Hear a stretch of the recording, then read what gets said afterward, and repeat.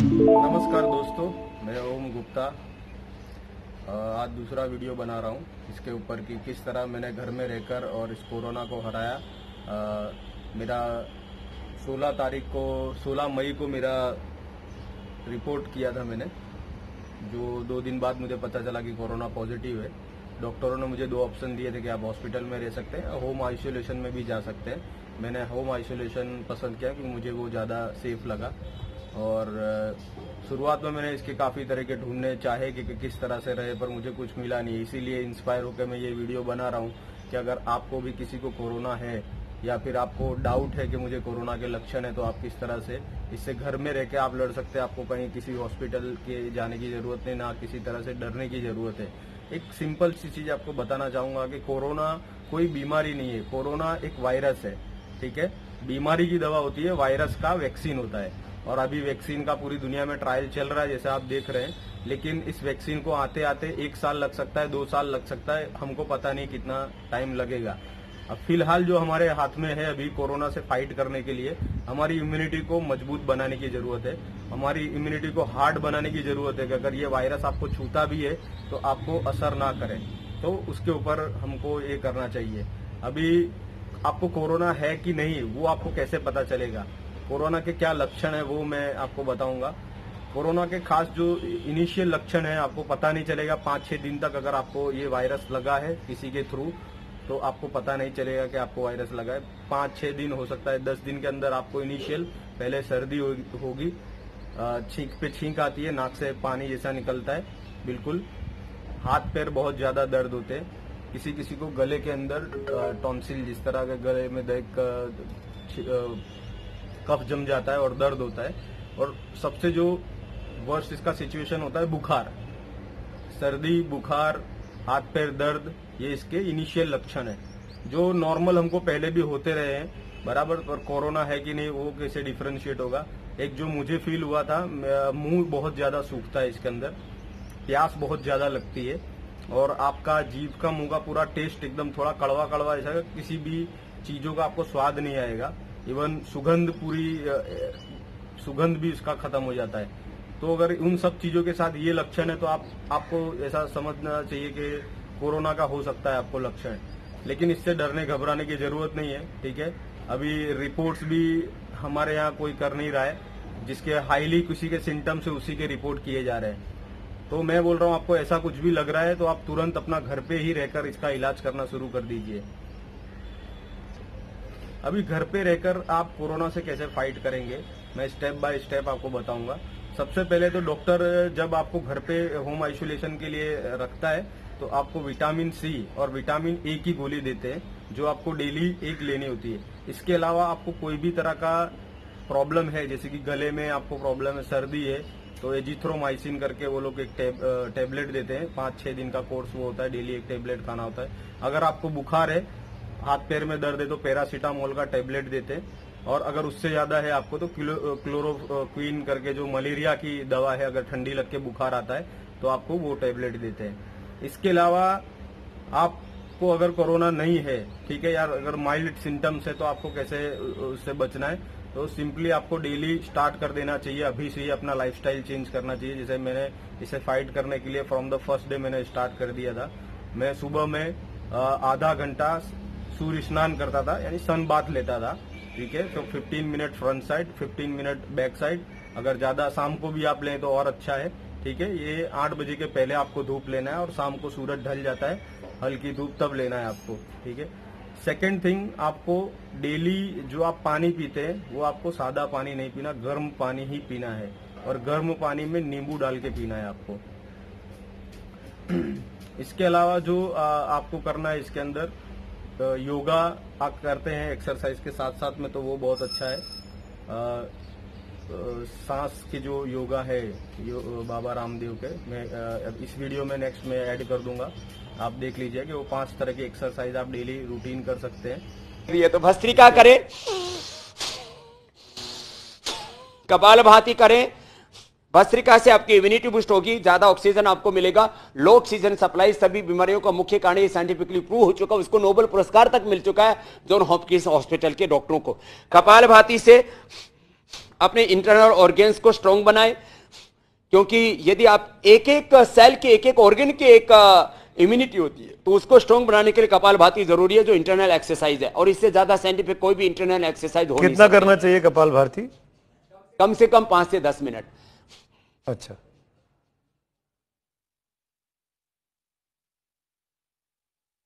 ये कपालभाति, फिर अनुलोम विलोम। इससे पूरा sympathetic parasympathetic system, voluntary autonomic system, पूरा नर्वस सिस्टम और राइट लेफ्ट ब्रेन और पूरा स्ट्रेस भी मैनेज हो जाता है इससे। तो अनुलोम विलोम, मोटिलेटिव ब्रीदिंग, यही 5 से 10 मिनट। और भ्रामरी उद्गीत, बॉडी को डिस्ट्रेस करने के लिए।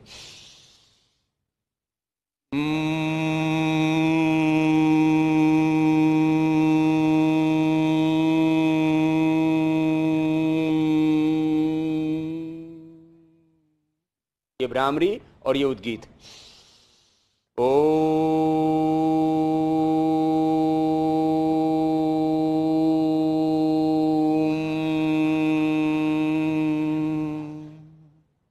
5 ब्रीदिंग कम से कम 3 से 5 मिनट। भस्त्रिका पहला डीप ब्रीदिंग, कपालभाति 5 से 10 मिनट, अनुलोम विलोम 5 से 10 मिनट, भ्रामरी उद्गीत ये 5-5 बार कर लेते हैं तो आप कोरोना से लड़ने की ताकत अर्जित कर लेते हैं। और आप जनता कर्फ्यू के दौरान जब अपने घरों में रहें तो सब ये कम से कम 5 प्राणायाम तो सब करें। जो बुजुर्ग हैं फिर सूक्ष्म व्यायाम कर लें, जो जवान हैं वो जिम के बदले और दूसरी एक्सरसाइज के बदले 5 मिनट कम से कम सूर्य नमस्कार और कोई भी ट्रेडिशनल। घर में रह के कोरोना से किस तरह से फाइट करना है मैं वो आपको बताना चाहूँगा। जैसे जिस दिन से मुझे होम आइसोलेट किया गया उस दिन से मैंने स्टडी करना शुरू किया, अलग अलग वीडियोस में, बुक्स के अंदर, रिपोर्ट्स के अंदर, और वो सारा निचोड़ मैं आपको यहाँ बता रहा हूँ। तो आपको कहीं अलग अलग जगह पे ढूंढने की, जाने की जरूरत नहीं है बिल्कुल भी। सबसे पहले हमको हमारा इम्यूनिटी को मैंने 2 पार्ट में बांटा है। First exercise and second food. Exercise के अंदर आपको क्या करना है, सुबह उठकर डेली कम से कम आधा घंटा सूर्य स्नान कीजिए, आप धूप लीजिए। देखिए ज्यादातर यूरोपियन कंट्रीज के अंदर जो रिसर्च में देखा गया, जो इतनी सारी डेथ का रीजन हुआ वहां विटामिन डी की कमी की वजह से हुआ है। तो सबसे पहले अपनी बॉडी के अंदर विटामिन डी हमको लेना चाहिए, वो आप टेबलेट से लें। इससे बेटर मैं आपको नेचुरल वे में सजेस्ट करूंगा कि आप सीधा सूर्य का धूप लीजिए सुबह और शाम। अपने घर के सारे परिवार को कहिए कि सारे छोटे बच्चे बूढ़े कोई भी धूप लेगा तो उसके हेल्थ के लिए, हड्डियों के लिए, सबके लिए बहुत ही अच्छा रहेगा। सेकेंड थिंग, धूप के बाद आपको एक्सरसाइज करनी है। आप धूप के अंदर ही खड़े रह के भी एक्सरसाइज कर सकते हो, चलना फिरना, जो वार्म अप एक्सरसाइजेस होती है वो एक्सरसाइज आपको करना है। उसके बाद आप योगा कीजिए, 15 to 20 मिनट्स योगा कीजिए। इसमें जो सबसे ज्यादा ये अफेक्ट करता है हमारे लंग्स को करता है, फेफड़ों को करता है। तो फेफड़ों को मजबूत करने के लिए आपको इस तरह की श्वास छोड़ने की, लेने की, अनुलोम विलोम सबसे बेस्ट एक्सरसाइज मैं कहूंगा उसके लिए। वो एक्सरसाइज कीजिए और मेडिटेशन करेंगे, उससे आपका बॉडी शांत होगा, मेंटली आप अंदर से बहुत मजबूत होंगे। फूड के अंदर, पार्ट के अंदर आपको क्या करना है, जो आप पानी पी रहे हैं उसको आप गर्म पानी में स्विच कीजिए। आपको गर्म पानी पीना चाहिए, उसमें नींबू डाल के पीजिए। शक्कर उसके अंदर कभी भी मत डालिए। आपको स्वाद का या खट्टा अगर आपको कम पसंद है, नहीं पसंद है, तो आप उसमें थोड़ा सा नमक मिला के ले सकते हैं, या फिर स्वाद अनुसार और कुछ भी चीज आप ले सकते हैं। तो इससे विटामिन सी की प्रचुर मात्रा आपके शरीर में हो जाएगी। इसके अलावा शरीर कभी डिहाइड्रेट नहीं होगा और पानी की वजह से हमारे शरीर का तापमान बना रहता है। तो ये बहुत ही अक्सर इलाज है नींबू पानी। ये गर्मियों भर तो आपको हमेशा करना ही चाहिए जितना आप ले सकें। दूसरी इसमें जो चीज इम्पोर्टेंट है, नेचुरल फूड। ठीक है, अब अभी हम जितना सॉलिड फूड लेते हैं घर में रह के, वो डाइजेशन करने में हमको दिक्कत करता है। तो उसकी अल्टरनेटिव में आप फ्रूट्स ले सकते हैं। ठीक है, हर तरह के जो भी फ्रूट्स आपको पसंद है, 3-4 तरह के फ्रूट्स आप लीजिए, कोई उसमें दिक्कत नहीं। वो डाइजेशन में इजी होता है और डायरेक्ट विटामिन हमारे बॉडी को मिलता है। तो उससे हमारा इंटरनली हमारा शरीर मजबूत होगा इस वायरसेस को लड़ने के लिए। इसके अलावा जो सब्जी आप लेते हैं, सब्जी के अंदर भी ज्यादा से ज्यादा हरी सब्जियों का आप उपयोग कर सकते हैं, जिससे कि हर तरह के विटामिन, मिनरल्स हमारे शरीर को मिले। और काढ़ा, जो सबसे आयुष मंत्रालय ने भी बताया हुआ किस तरह का काढ़ा हमको पीना चाहिए। गिलोय का काढ़ा भी एक टाइम यूज कर सकते हैं आप। वो भी काफी फायदेमंद होता है। इससे क्या होगा कि इनिशियल सर्दी के वायरस भी से भी लड़ने के लिए आपको आपका शरीर रेडी हो जाएगा। तो ये पार्ट हुआ हमको इंटरनल सेफ्टी किस तरह से रखना है, ठीक है, इनसाइड हमको किस तरह से सेफ रहना है, बराबर, जिससे कि आपको वायरस अगर आपको छूता भी है तो आपको इफेक्ट नहीं करेगा।